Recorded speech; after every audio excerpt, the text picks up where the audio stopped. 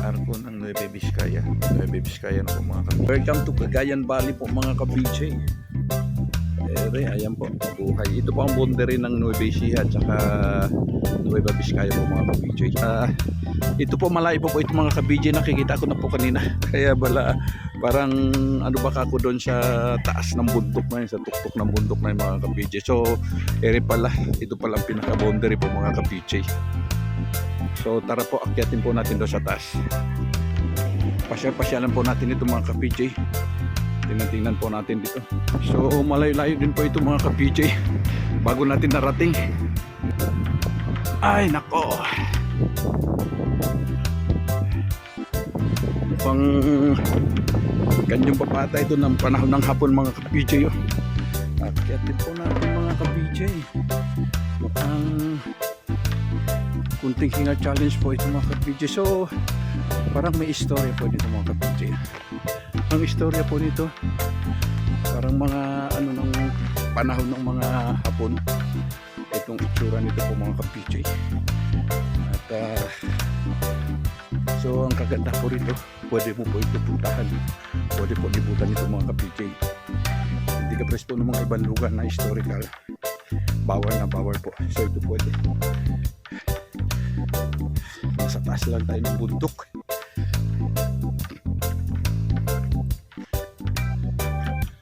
Ayan po BJ. So galing po tayo doon, no? Kaya pala kitang-kita po natin ito. Galing pa tayo, doon pa tayo sa mababa kanina. So natatanaw na po natin ito. Area pala ito mga ka-BJ. Ayan po mga ka-BJ. So nandito po tayo. Nakadating na po tayo sa malapit na po yung tuktok ha. So nakita natin po itong si Kuya. Sila pala talaga taga-bantay din eh. Caretaker po mga ka-BJ. Ilan taon na po kayo nag-caretaker dito? Tagal-tagal na rin. So bali ano may hawak sa inyo yung city government? Ngayon?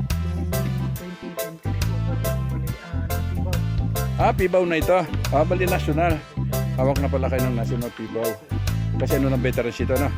So ano talaga ang pangalan ng itong lugar nito? Balete Pass, yung original na pangalan nito sa pinangalan pa kay General Dalton. Dalton. Dalton. Dalton. So kaya pala ang tawag dito Dalton Pass. Dalton yung pass. Oo. So itong lugar na ito, itong area mismo ito. Ito po yung buo niya, sir. Hindi, yung sinabi ninyo kanina, ano ba ito? Balete Pass. Balete Pass. So ano pong istorya nito? Story po nito, sir, dito ang blocking post ng mga Japanese. Nung hapon nung araw? Yes, sir. Nung panahon ng ikalawang digmaan ng pantay. World War II.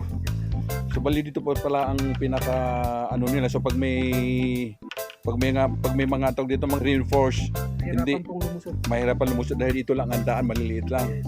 So bali dito pala sila ito so siguro marami na rin mga napahirapan nila dito ng mga Filipino soldiers natin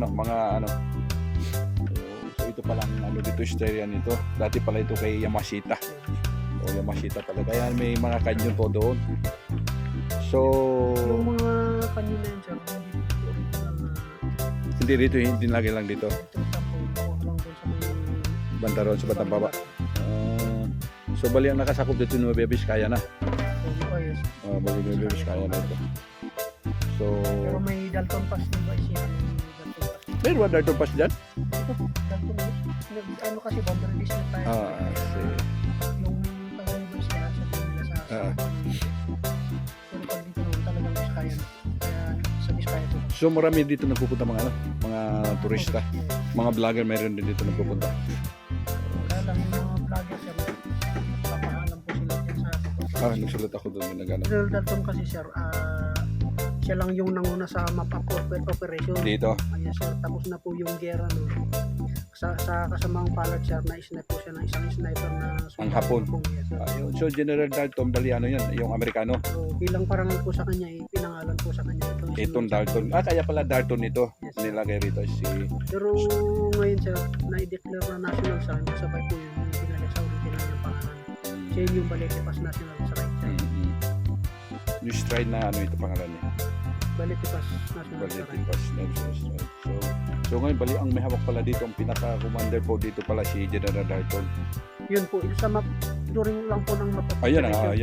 Pero po ang nanguna raw dito si General Robert Lapham, Colonel Lapham. Ano yan? Pilipino? Hindi sir, Amerikano rin? 25th Division po sir. 25th Division. Yes, sir. So, maganda palang kasaysayan dito, no? So, ibig sabihin marami pala na buhay dito sa lugar nito. Kasi basta isang lugar na pinagkutaan talaga ng mga Hapon, talaga maraming ano dyan. Maraming Hapon o kay Amerikano, talaga maraming nasawi dyan yung mga bayani natin. So, kaya pala bilang parangal ko sa kanila, so nilagay pala ito sa pangalan niya mismo, General Dalton. So, ito pala ang kasaysayan nito mga ka-BJ. Ayan. So, mabuti pala nadaanan natin ito. So, thank you po kuya na. Dahil pupunta po muna ako sa taas. So, dito tayo, akit tayo rito. Doon sa taas. Yun pala ang kasaysayan dito po mga ka-BJ. Kaya pa nung pagpunta ko rito, ako talaga mukhang may ano ito. Dahil yung andoon kanina, mga sulat ano, mga sulat na Hapon hindi natin mabasa, hindi natin po maintindihan. So, ito pala yung ano niya. So, bali ang general pala dito, General Pasong Dalton, bilang parangal kay Brigadier General James R.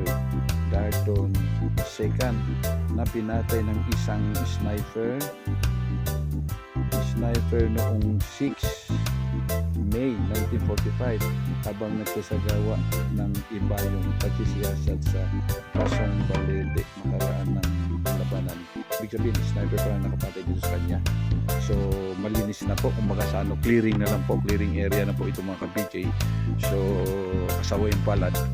Nabanata po siya ng ano, ng sniper ng Hapon. So, yun pala yung story na dito. Ito po yung pinaka-general dito. May hawak dito po mga ka-BJ.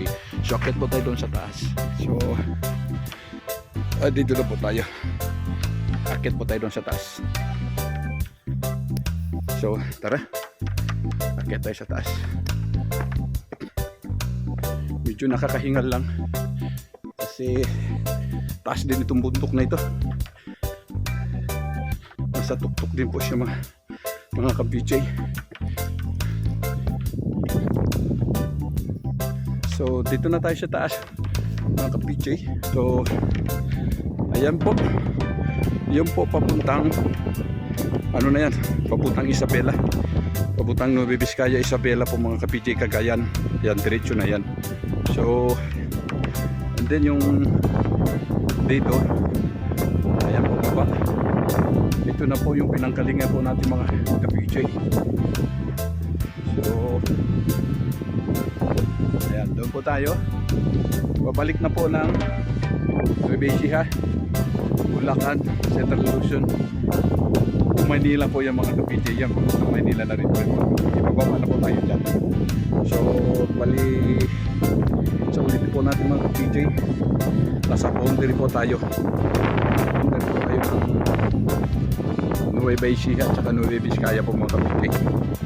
Sa Dalton po ito mga ka-BJ, no? Dalton. At ito pala pinangalan sa dating general po dito, ng General Dalton po mga ka-BJ. So ito, bababa na po tayo mga ka-BJ. Maganda pala rito kasi sayang pala ito, no? At mahusay talaga mga Hapones na gumagawa ng mga ano nila, mga pwesto nila kung saan talaga pwede nila harangan yung mga blocking force yung tawag doon. Kaya po nila ipag-block yan na andito po talaga sila mismo sa tuktok mismo ng bundok, sa kalagitnaan mismo, kalagitnaan ng Nueva Ecija dito papuntang Isabela. So dito pala talaga sila naghaharap pag may reinforce galing sa baba, hindi na makarating doon sa taas. Andito na po yung halang po nila dito mga ka-BJ. So o kaya may labanan naman dito sa baba na may reinforce na naman galing dito sa taas, hindi naman makapupunta sa baba at nandito po sila mga ka-BJ. Kahit sino pupunta, pero pagka vlogger pala, magpa-register po tayo doon. Nakita ko maraming mga taga Quezon City, 4 mga vlogger nandito galing ng Quezon City. May cross pa dito, and then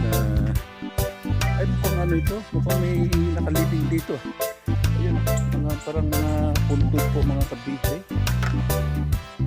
And then dito, meron pa dito, ayan.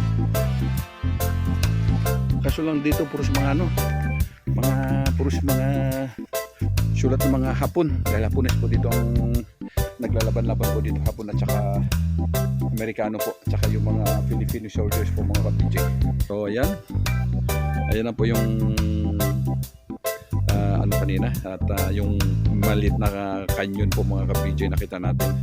So yun po, pababa na po yung mga ka-BJ. So tara mga ka-BJ, punta na po tayo sa pupuntahan natin sa Porsche po. Maganda pala sabi ng mga military, mga taga dito, maganda rin doon. Maganda daw po doon mga ka-BJ. So bali veterans na pala ang may hawak dito mga ka-BJ. So kung ano man gawin nila dito, pondo na po ito ng veterans. At hindi po ito na yung sabihin natin na local government po ang may hawak, hindi na po veterans po. Pag national na po ito mga ka-BJ may hawak. At dahil sa history niya po ito, dati po itong World War II. So kaya veterans na po nag-handle dito mga ka-BJ. Hawak na nila.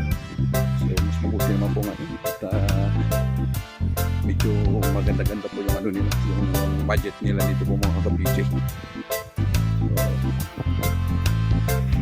So maraming salamat po sa mga suporta po ninyo sa vlog po natin. So, tapos po ako nagpapasalamat sa inyo. God bless. Mabuhay po tayo lahat mga Pilipino.